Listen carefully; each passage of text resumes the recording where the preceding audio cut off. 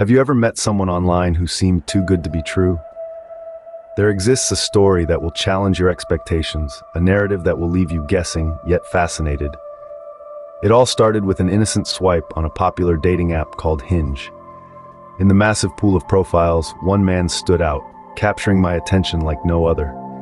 His charm was undeniable, his wit was infectious, and all of a sudden, I found myself deeply engaged in a digital dialogue. This wasn't an ordinary case of "we matched, let's meet for a drink." This encounter strayed far from the usual script. Instead, his suggestion was quite unusual, a refreshing shake-up to the conventional protocols.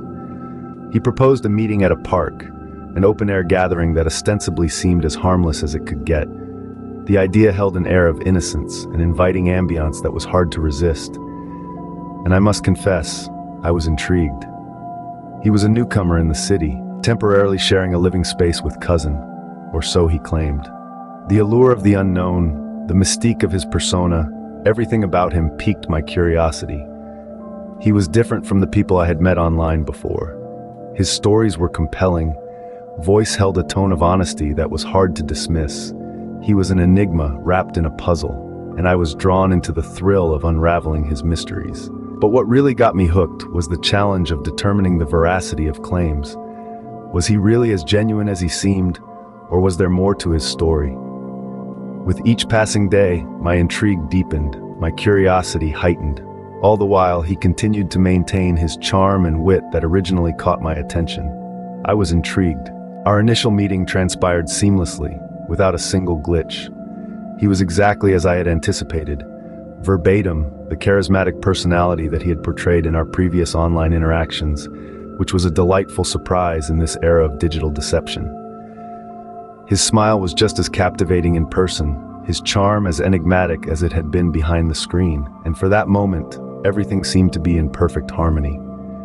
However, as the days rolled on, an ominous shift began to unveil itself.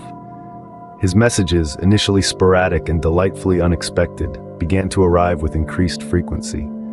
Waking up to his good morning texts became as routine as brewing my morning coffee. Midday check-ins began to feel like clockwork, and goodnight wishes turned into lengthy conversations that stretched into the wee hours of the night.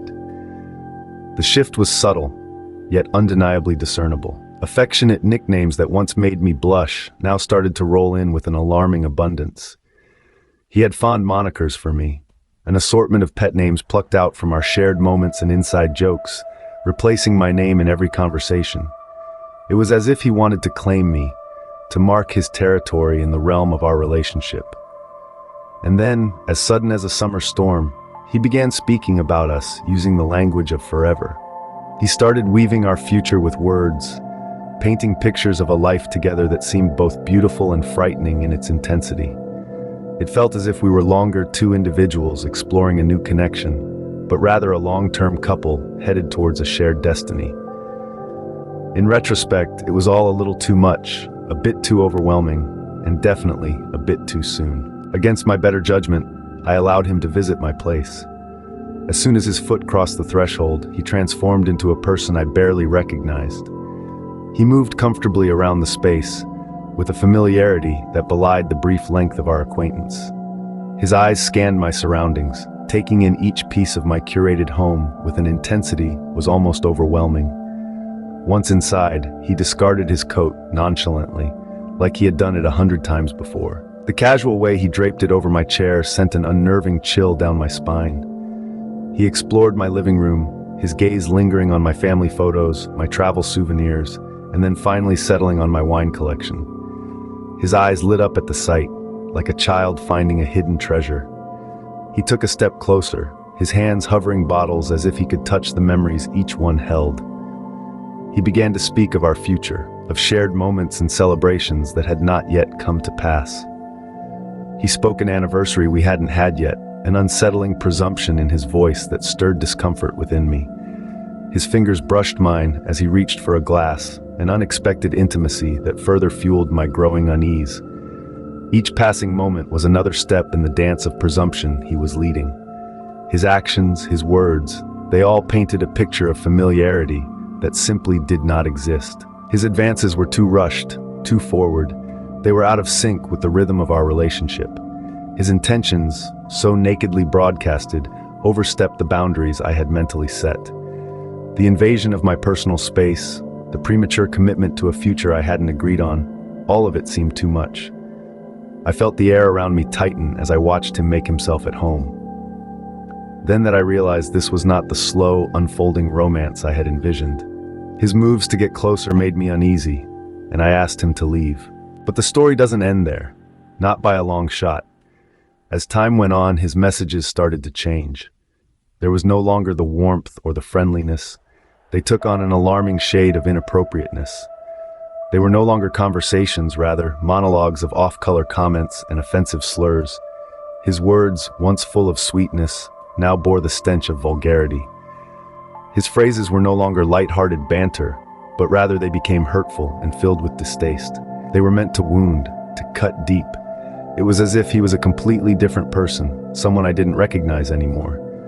When I confronted him, asked him to stop this barrage of negativity, things got worse. His anger surfaced like a wild beast, uncaged and untamed. His words, once warm, now turned icy cold. They were no longer veiled comments, but blatant attacks. Word that spilled from his mouth was a venomous barb, each more hurtful than the last. He started attacking my insecurities, my vulnerabilities. His comments about my weight were especially harsh. They were uncalled for. I had opened up to him about my struggles with body image, and he used it against me. He twisted my vulnerability into a weapon to use against me. In the end, I found no other. I had to shield myself from this barrage of hurt. I had to protect my mental well-being. I realized that no friendship was worth this level of stress and pain. I had no choice but to block him. Fast forward a few weeks, and there he was again, back on Hinge. His profile flashed once more on my screen, his cheeky grin just as I remembered. Intriguingly, he was still up to his old tricks, spinning webs of deceit that could trap the unwitting. The peculiar thing was that he presented himself someone who lived in my neighborhood, which was an outright lie. I pondered over the audacity he had to claim such a thing, and it was as if he was blatantly taunting me. What struck a chord was when I noticed the background of his profile picture. It was unmistakably the view from my very own balcony. The familiar stretch of the city skyline, the quaint coffee shop at the corner, the park where children played in the afternoon, it was all there. I felt a pang of violation, an invasion of my personal space. He using parts of my life to construct his pretense, boldly and without remorse. How he had managed to get a hold of that picture remained a mystery, but it was clear that he had crossed a line. His deceit was not just offensive, it was a violation, a clear breach of trust. I decided to take matters into my hands. I meticulously compiled every piece of evidence, every word, every claim he made, and reported everything to Hinge. The response was swift. They were prompt in their actions, and they took the issue seriously. His offensive language, after all, was a clear violation of their rules. This experience was a stark reminder that not all that glitters is gold. It brought into focus the often deceptive allure of online dating, a world where profiles and persona can often be manipulated to mask underlying realities. This realm can unexpectedly blind us to warning signs that, when looked at with some distance, seem glaringly apparent. Sometimes we become so engrossed in the process of searching for that special someone that we overlook significant red flags. We fall into the trap of the digital world's enchantment, ignoring our instincts, which are usually our first line of defense against harm. It is these instincts that can help to keep us from falling prey to the charlatans of the online dating world. All too often, we can forget to establish necessary boundaries. Boundaries that not only protect our emotions, but our physical safety as well.